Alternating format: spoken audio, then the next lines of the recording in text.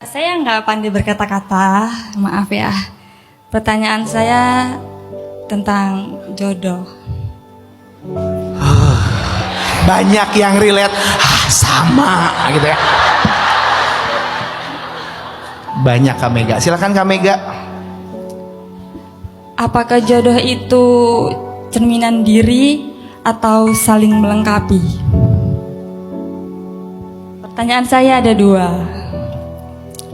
Yang kedua, antara takdir dan doa, mana yang lebih kuat? Karena jodoh itu adalah anugerah dari Allah. Dia kadang bisa jadi cermin kita, dia juga kadang bisa melengkapi kita, cermin untuk mengkoreksi kita, atau dia jadi pelengkap kita untuk mensupport kita. Jadi jangan sampai kita memilih salah satunya. Kamu harusnya jadi pelengkap dalam kehidupan aku, melengkapi aku, bukan jadi cermin terus saja mengkritik aku, menyalah-nyalahkan aku. Enggak juga. Kadang dia jadi cermin buat kita untuk kita belajar. Kadang dia melengkapi kita untuk kita menjadi lebih baik misalnya, atau disupport. Tapi pada akhirnya dia itu anugerah dari Allah. Karena jodoh itu takdir. Dan kita tadi memahami takdir itu adalah rencana terbaik Allah untuk kita. Walaupun rencana ini dalam prosesnya ada lika-liku tadi, ada potongan-potongan puzzle yang terpisah. Sebelum Mega ketemu dengan jodohnya, Mega itu akan dikasih puzzle-puzzle yang terpisah. Puzzle-puzzle inilah yang seringkali membuat kita mengeluh. Ada puzzle tentang orang yang datang dan pergi.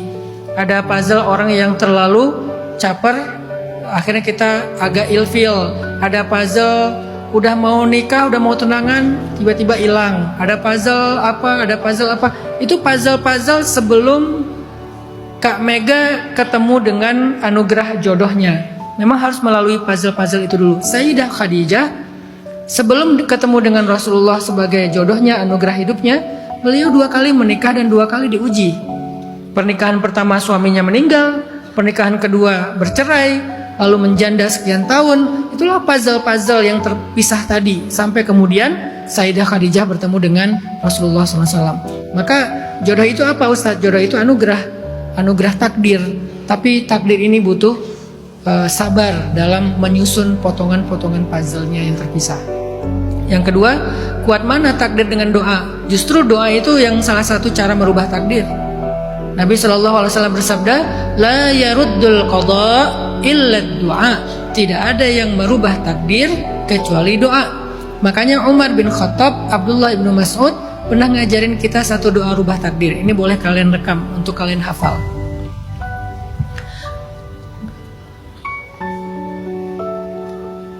Judulnya doa merubah takdir dari Umar bin Khattab dan Abdullah bin Mas'ud. Doanya gini, Allahumma in kunta katabatani min ahli syaqawah famhini waktubni min ahli sa'adah fa innaka tamhu ma tasha'u wa tuthbit wa indaka ummul kitab. Ya Allah, jika engkau menulis takdir aku termasuk orang yang sengsara dan menderita, maka hapuslah catatan itu, tulislah takdirku termasuk orang yang bahagia. Sesungguhnya engkau menghapus apa yang engkau kehendaki dan menetapkan, dan di sisimulah kitab takdir.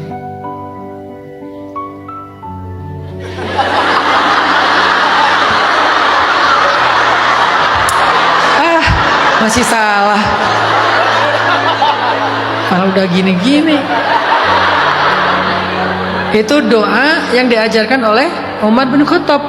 Artinya memang ada doa untuk merubah takdir. Takdir yang mana tadi? Takdir mu'allaq, takdir yang bisa berubah, yang dalam surat Ar-Ra'd tadi, yamhullahu ma yasha.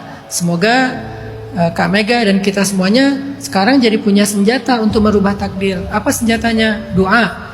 Doa itu gimana Ustadz? Ilhah. Doa yang paling ajaib adalah ilhah. Apa itu ilhah? Merengek. Apa merengek? Bukan. Minta berkali-kali. Itu namanya merengek. Minta lagi, minta lagi, minta lagi. Jangan baru minta 3 kali nggak dikabulkan, berhenti. Berarti nggak ilhah. Allah suka kalau kita ilhah. 2024, tepatnya tahun kemarin, ada kabar sedikit, nggak tahu ini sedikit atau banyak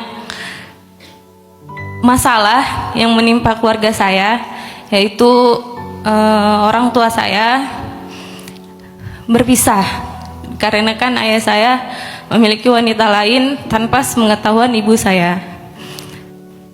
Dan di tahun yang sama ternyata Allah memberikan kebahagiaan yang luar biasa yang mungkin semua wanita juga menginginkannya, yaitu laki-laki datang untuk menikahi saya. Dan pernikahan kami sudah berlangsung kurang lebih 7 bulan.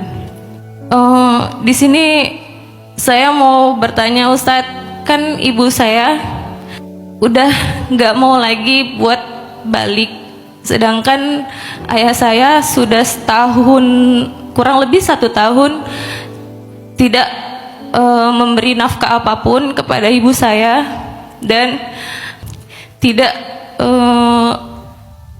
kata lain menceraikan secara langsung ibu saya. Jadi pertanyaannya, saya sebagai anak pertama, apa yang bisa saya lakukan untuk menjadi penengah di antara kedua orang tua saya, Ustadz? Sekian, terima kasih. Fa in khiftum shiqaqa bainihima wa in khiftum shiqaqa bainihima, An-Nisa ayat 35. Kalau kalian khawatir mereka berdua akan bercerai dengan sebuah pertikaian, fab'atsu hakaman min ahlihi wa hakaman min ahliha, utuslah seorang laki-laki yang bijak dari keluarga laki-laki dan yang bijak dari keluarga perempuan. Iyurida islahan yuwaffiqillahu bainahuma, jika keduanya ingin islah, maka Allah pasti akan memberikan jalan di antara mereka. Innallaha kana aliman khabira, sesungguhnya Allah Maha tahu dan Maha teliti. Jadi cara menyelesaikan konflik rumah tangga, kalau nggak bisa diselesaikan oleh suami istri, maka cara yang kedua kata Allah adalah terlibatnya dua keluarga. Tapi harus orang yang bijak, bukan kompor. Kadang-kadang justru terlibatnya mertua itu makin ngomporin ya, makin manas-manasin gitu. Jadi yang terlibat ini bukan ngomporin, karena kalau ngomporin nanti jadinya hammalatul hatab, pembawa kayu bakar. Allah benci sama kompor yang kemana-mana bawa kayu bakar, kemana-mana manas-manasin orang. Allah nggak suka dengan cara itu. Allah sukanya hakaman, yang hakam. Hakam itu hakim, hakim itu artinya bijaksana, adil. Jadi harus ada satu perwakilan dari keluarga laki-laki dan satu perwakilan dari keluarga perempuan. Bisa mertua, bisa paman, bisa saudara, bisa guru, bisa sahabat yang dianggap adil, yang jadi juru damai di antara dua pasangan ini. Jadi dua orang pendamai ini nanti mereka akan kerjasama gimana cara mengislah hubungan. Itu kalau cara islahnya. Atau kalau cara islah ini nggak bisa ditempuh karena yang salah satunya merasa dizolimi dan yang satunya juga belum taubat dari kezolimannya, maka nanti masuk ke pengadilan, datang ke misalnya Departemen Agama, KUA untuk menggugat dan dibantu oleh keluarga perempuan, karena kalau ibu melakukannya sendiri mungkin agak repot gitu ya. Dibantu oleh keluarga besarnya membantu ibu supaya ibu benar-benar jelas statusnya. Karena sebetulnya ini harusnya udah jatuh talak walaupun nggak diungkapkan kata talak, karena kan udah ditinggalin lebih dari 1 tahun nggak dinafkahin. Dan mungkin dalam kemarahan itu juga sempat keucap, cuman mungkin nggak terlalu sorry, nggak terlalu jelas gitu, sehingga diselesaikan oleh hakim. Mudah-mudahan dengan penyelesaian hakim ini akan muncul solusi yang win-win lah, menjadi kebaikan dan kemaslahatan bagi semua pihak.